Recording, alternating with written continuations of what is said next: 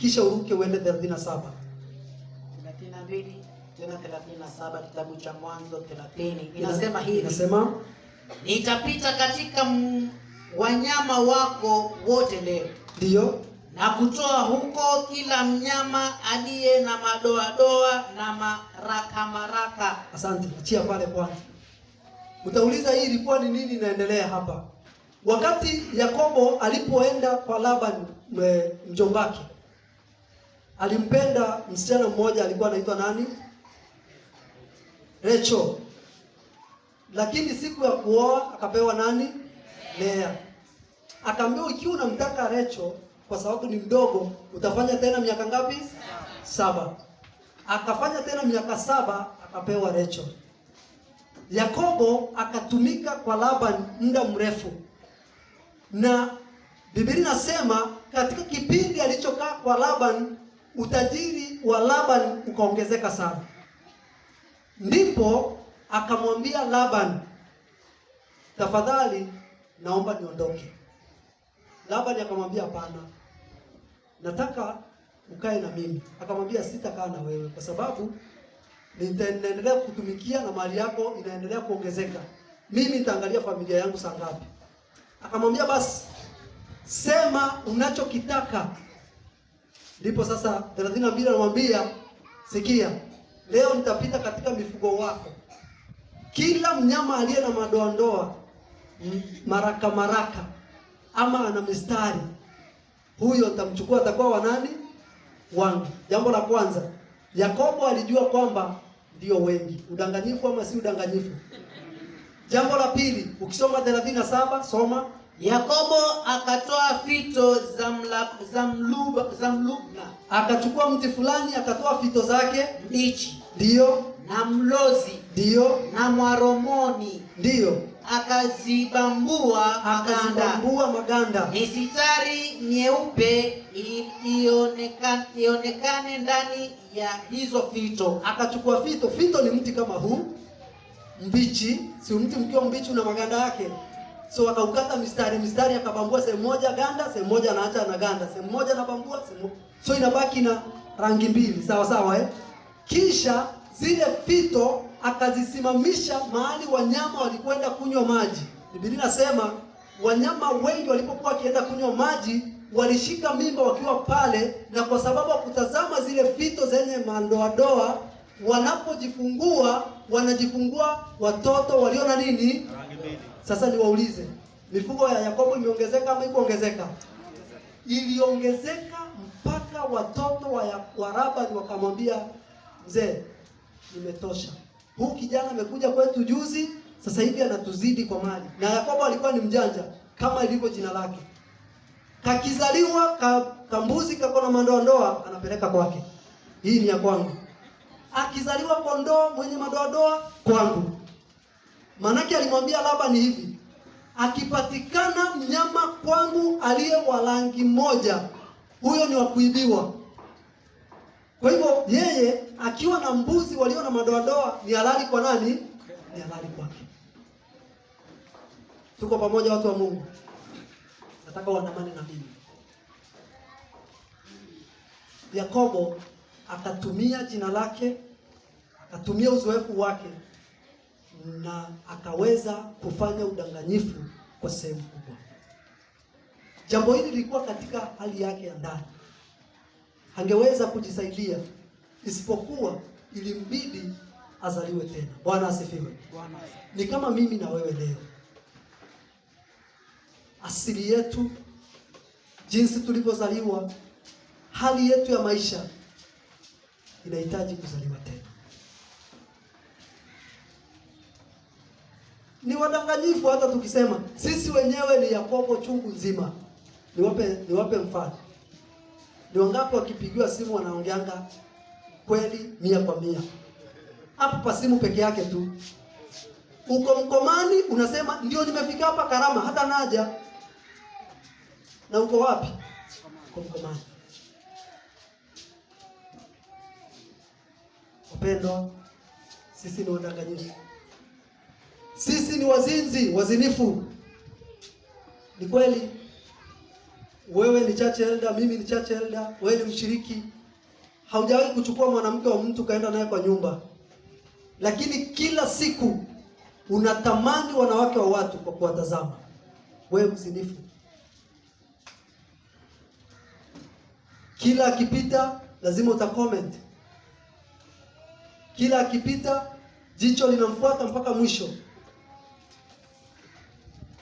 Mpaka wengine hao wanaigiza vichekesho. Bwana mmoja anatembea lakini anaangalia huyo mwanadada vile anapita, kumbe pasta wake ako nyuma. Kamkula kofi ya kisawasawa. Kaambia unaenda kanisani ama unaangalia huko?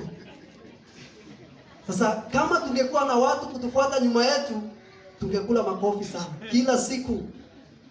Maana wanaume ndio tabia yetu. Wanawake ndio tabia yetu. Tunazini, tunadanganya, tunaua. Maana Biblia inasema kila mchukiaye ndugu yake amekwisha kumuua. Tuna chuki chungu nzima. Na hii ni tatizo ambalo tulizaliwa nalo. Tatizo la familia mahali ulipotoka. Huwezi kuchagua mahali utazaliwa, lakini leo, mchana wa leo, unaweza kuchagua kuzaliwa tena upya. Bwana asifiwe. Unaweza kuchagua. Sehemu yangu ya pili na ya mwisho ni wakati Yakobo alipofikia turning point. Kitabu ambacho tulisoma Mwanzo 32 sasa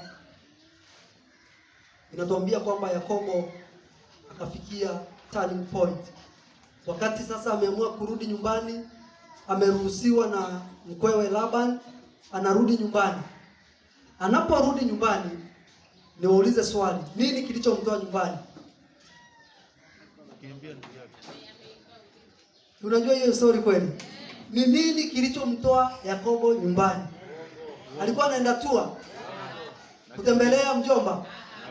Alimkimbia ndugu yake kwa sababu ya ulaghai aliyomfanyia.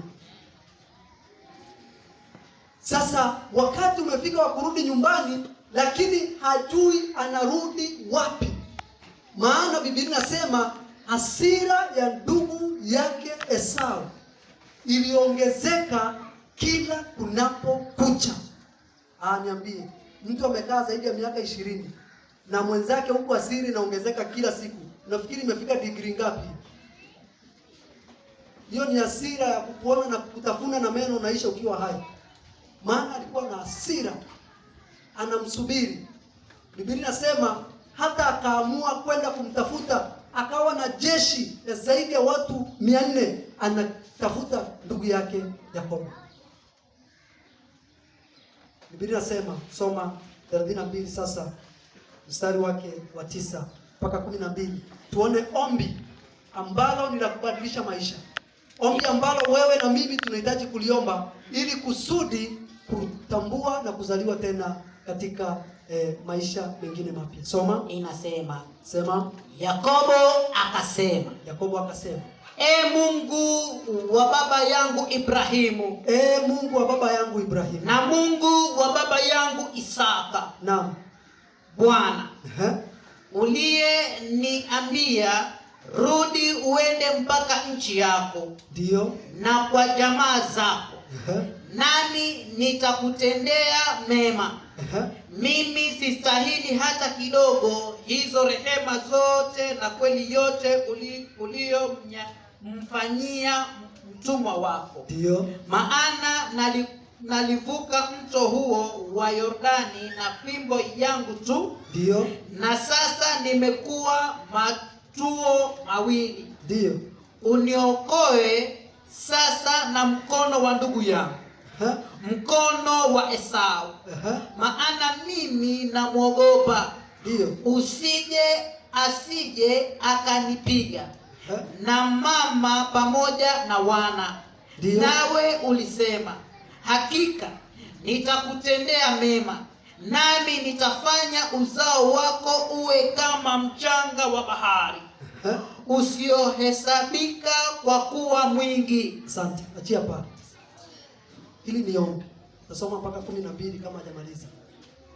Nasema hivi, Mungu, namwogopa Esau ndugu yangu. Tafadhali niokoe kwa mkono wa ndugu yangu Esau. Kitu ambacho Yakobo hakujua kwamba hakuhitaji kuomba kuokolewa na Esau. Alihitaji kuokolewa kutoka kwake mwenyewe. Bwana asifiwe. Yeye ndiye alikuwa adui yake mwenyewe. Tatizo la Yakobo alikuwa na Esau. Tatizo lako mpendwa halina mtu mwingine. Tatizo lako mchana wa leo ni wewe mwenyewe. Ikiwa kuna ombi unafaa kuliomba asubuhi ya leo, omba Mungu akuokoe na udanganyifu ulio ndani yako. Maana Biblia inasema moyo wa mwanadamu ni mdanganyifu kuliko vitu vyote. Tena una ugonjwa wa kufanya nini? Wa kufisha. Moyo wako ni mdanganyifu. Moyo wako una ugonjwa wa kufisha. Tatizo lako, changamoto unazozipitia si mtu mwingine.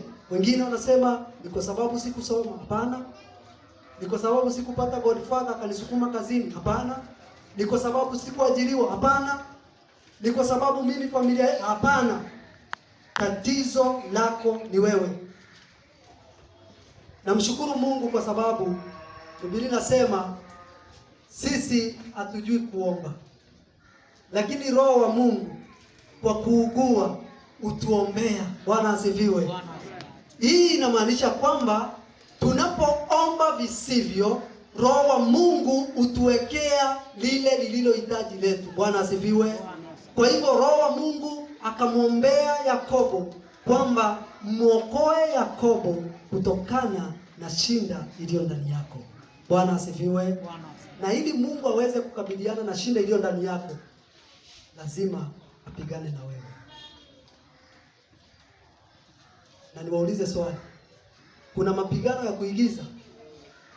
Si mapigano ni mapigano. Maana watu wanauliza, kwa nini Biblia ikaandika ati Mungu akapigana na Yakobo? Mungu atapiganaje na Yakobo? Alipigana naye. Na Mungu anafaa apigane na wewe ili atoe kilicho ndani yako. Unajiuliza kwa nini Mungu apigane nao? Because you are so stubborn. Leo unaambiwa usifanye hiki, unafanya. Unafikiri Mungu anahitaji apigane nao. Kisa cha Yakobo ni chetu.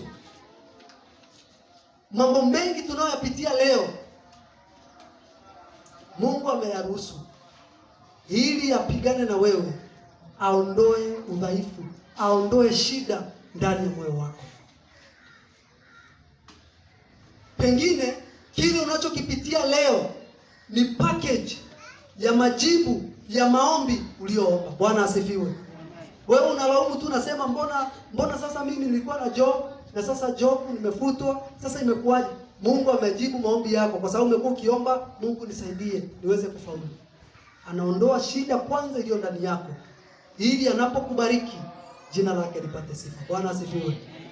Unajua nini? Mungu apigani nawe tu, anapigana nawe, na Mungu ana mbinu moja ya kupigana na mwanadamu. Si kana kwamba Mungu ana lose. Mungu amewahi ku lose? Mungu hajawahi ku lose. Lakini Mungu ana mbinu moja ya kufanya kana kwamba ana lose, ili kusudi wewe uende mpaka uchoke. Hello, Bwana asifiwe. Ndio maana leo unaomba school fees haiji. Unasema kwani Mungu leo ameshindwa? Unaomba, unatembea hivi, Mungu niepushe na wakora, unakutana na wakora. Unasema kwani Mungu ameanza kushindwa? Hapana. Ni mbinu yake ya kuondoa shida na udhaifu ulio ndani yako. Bwana asifiwe. Anataka uende mpaka uwe exhausted. Uamini nguvu zako, uamini uzoefu wako, uamini elimu yako mpaka ufike mwisho, ndio Mungu akuokoe. Bwana asifiwe. Utaniuliza mambo haya yalitokea wapi? Nitakwambia. Aliwaambia wana Israeli zungukeni Jericho. Mara ngapi? Sasa kuzunguka ni kupigana. Siku ya mwisho ya 7 aliwaambia wazunguke mara ngapi? 7. Hivi wewe leo ukiamua uzunguke Mombasa hii mara 7 siku moja, baada ya kumaliza uko na nguvu ya kupigana tena? Kwa hivyo ukuta ulipobomoka, hakuna mtu angejigamba kusema ni nguvu yetu. Bwana asifiwe. Hivyo ndivyo Mungu hufanya. Anakuacha mpaka unakuwa exhausted, ndipo anakubariki. Biblia inasema Yakobo alipigana mieleka usiku kucha mpaka asubuhi, mpaka amechoka. Ule malaika wa Mungu akamwambia, niache niondoke, maana kumepambazuka. Lakini kwa sababu Yakobo aliomba, Mungu akaleta majibu. Bwana asifiwe. Wakati Yakobo alipotambua hana uwezo wowote, hana chochote cha kujigamba, ndipo alimwambia malaika, sikuachi mpaka unibariki. Bwana asifiwe. Sikuachi mpaka unibariki. Pale nyuma Yakobo alikuwa asemi ama amshiki Mungu ili ambariki. Alikuwa anashika kile anachopenda. Bwana asifiwe. Akitaka mbuzi anatumia ujanja wake, anashika ile anayotaka. Wapendwa, lakini this time round Yakobo akatambua kwamba ni lazima amshikilie Mungu ndipo aweze kupata mibaraka. Ni ombi langu mchana wa leo kwamba pia na wewe utamshikilia Mungu ili uweze kufanikiwa. Kuna wengi wamefanikiwa kwa sababu walitumia ujanja ili kupata kazi wanaoifanya leo. Kuna wengi walifanikiwa kwa sababu ya mbinu fulani wanazozitumia kufanya biashara zao. Kuna wengi wanaonekana kana kwamba wananawiri sana kwa sababu ya ujanja fulani waliotumia. Lakini ni mpaka utakapomshika Mungu ili akufanikishe ndio mafanikio yako yatakuwa thabiti. Bwana asifiwe. Lazima tumkubali Mungu. Lazima tumshikilie Mungu aweze kutusaidia. Wapendwa, wazazi wanapomzaa mtoto wanampa jina aidha la ukoo, tabia ama nyakati za wakati alipozaliwa. Lakini Mungu atupi majina kwa sababu hiyo. Mungu anatupa jina kulingana na kile anachoweza kukifanya ndani yako. Bwana asifiwe. Mungu akampa jina Yakobo, akamuita nani? Israeli. Akamwambia hutaitwa tena mdanganyifu. Hutaitwa tena mdanganyifu. Mungu akambadilishia jina Yakobo. By the way, katika ule mto Yakobo alivuka. Watu wa Mungu, Bwana asifiwe.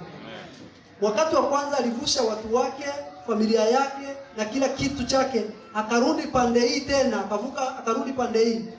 Hiyo kesho yake ni nani aliyevuka ule mto? Ni Yakobo ama ni Israeli? Bwana Yesu asifiwe. Hii inamaanisha nini? Tena aliyevuka, alivuka akitembea ama akichechemea?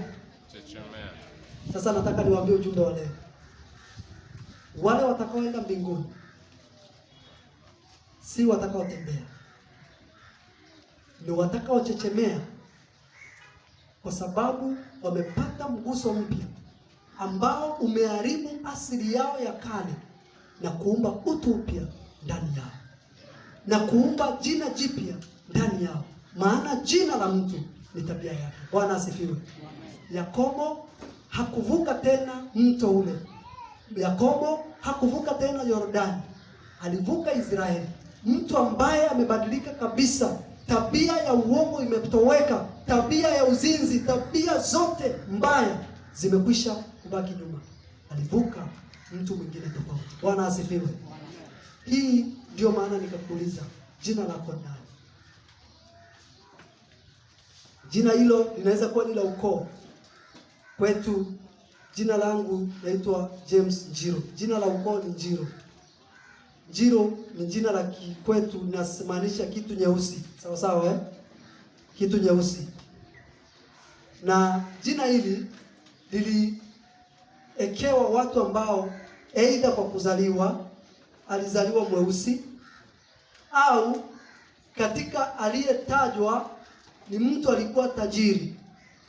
Utajiri wa nyakati huo ilikuwa ni mifugo. Sawa sawa So mtu aliyekuwa na utajiri wa mifugo ama utajiri wowote aliitwa ni mtu mtugi, mtu ambaye ana utajiri mwingi. Sawa sawa Sasa huyu mtu, ikiwa mimi niliyetajwa badala yake basi jina langu lingeitwa kitu nyeusi. Kwa nini? Kwa sababu mifugo wanaweka kiwingu, sawa sawa Yes, wanaweka, hali inakuwa kwa familia yake kunaonekana kiwingu ama a cloud of cattle ama goats ama whatever. Sasa niwaulize, hilo jina linaweza kunisaidia kwenda mbinguni kweli? Watu wa Mungu, Bwana asifiwe. Hilo jina linanisaidia kwenda mbinguni? Jina hilo limejaa chuki, limejaa udhaifu wote wa binadamu.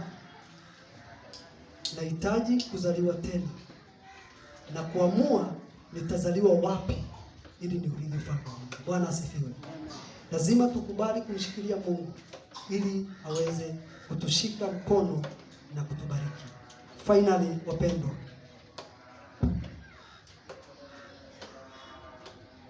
Mungu atakapokupa kuchechemea, wewe utaweza kufika salama mbinguni. Bwana asifiwe.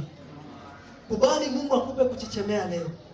Afadhali ufike mbinguni ukichechemea kuliko upotee na miguu yako ikiwa salama.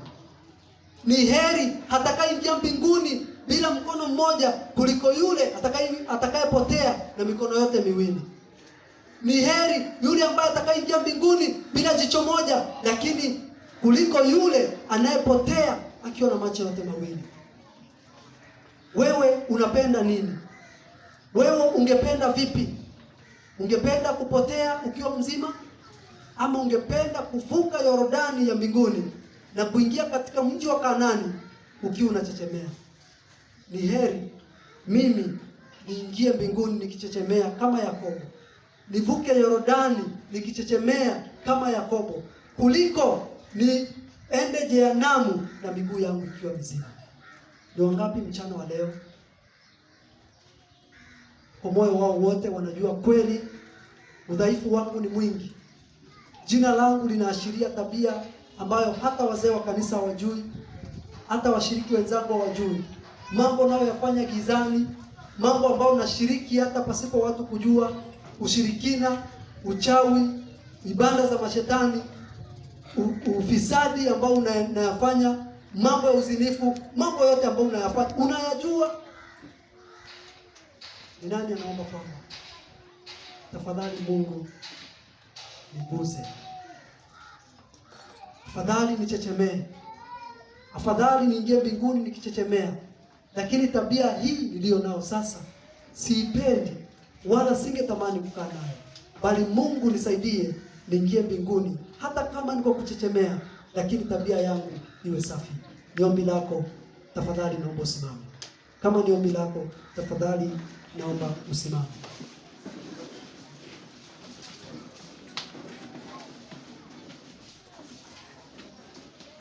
Tunaposimama, jambo la mwisho, ni wangapi wanajua mtu anayechechemea? Mtu anayechechemea anatembea na nini?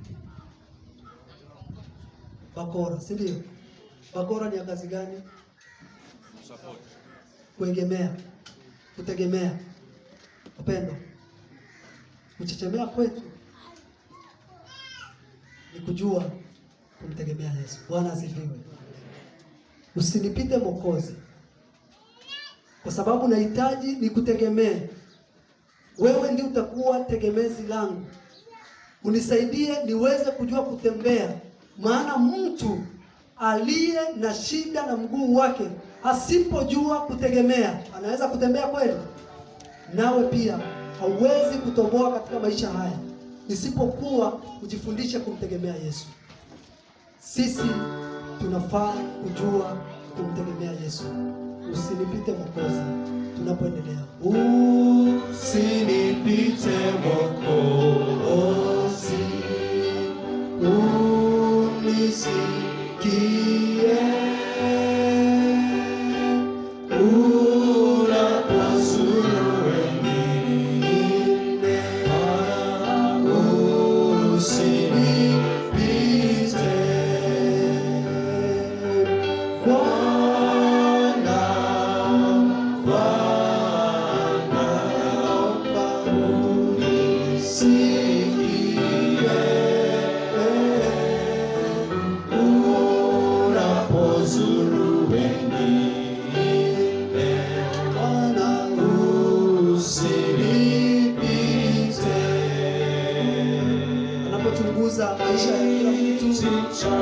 achunguze na yako, achukue udhaifu ndio ndani yako, aubebe na kuondoa, ili unapotazama kiti chake cha rehema, magoti unapopiga uweze kusamehewa.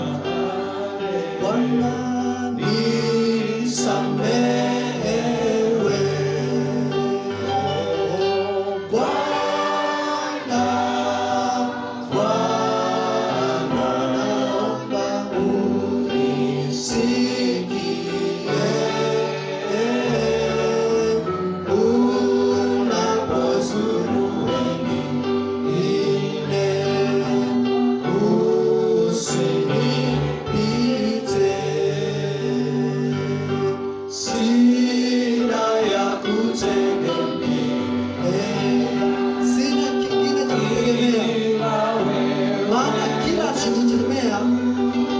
Ajifundishe kutegemea. Mimi sina mwingine kutegemea isipokuwa Yesu. Tafadhali uso wako mimi napokuwa huru uwe kwangu. Bwana, Bwana, Bwana, naomba unisikie.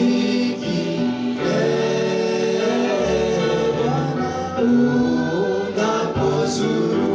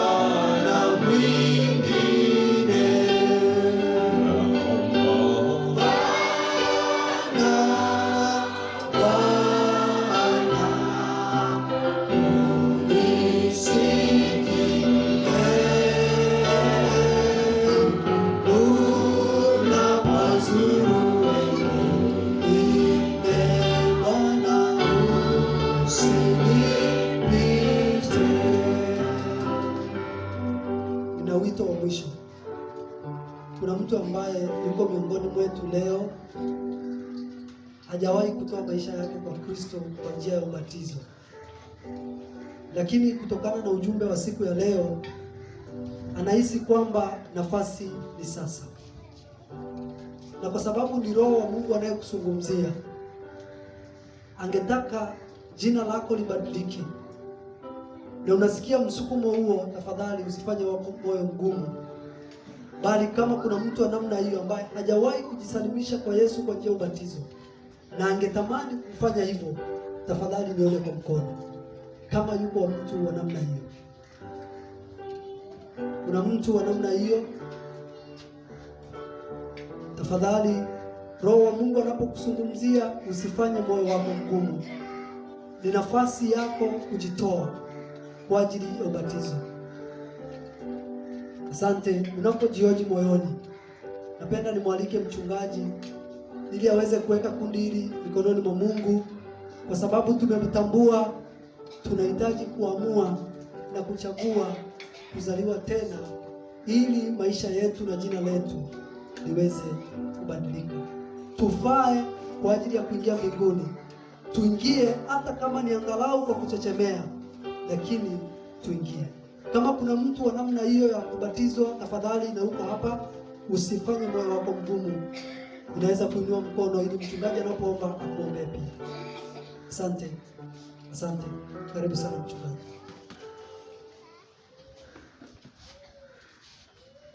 Shall we bow for a word of prayer? Kind and loving Father who art in heaven, Lord, we are grateful. We are calling your name because you are God. We have heard your voice talking to us, because we have inherited names which are not very good for us. And the Lord Elder has spoken to us, and you have talked through him. We need to change our name so that we remain to be your people. Lord, when we stick on the names which we have inherited, it will not help us to move closer to you. Lord, may you change our names the way you did for Jacob, so that today on we have new names, so that we remain to be called children of God. We know we are not worthy. We have been doing things which are not right, Lord. And you have seen us misbehaving with the good life which you have given us. Change us today, Lord. We have come to you the way we are.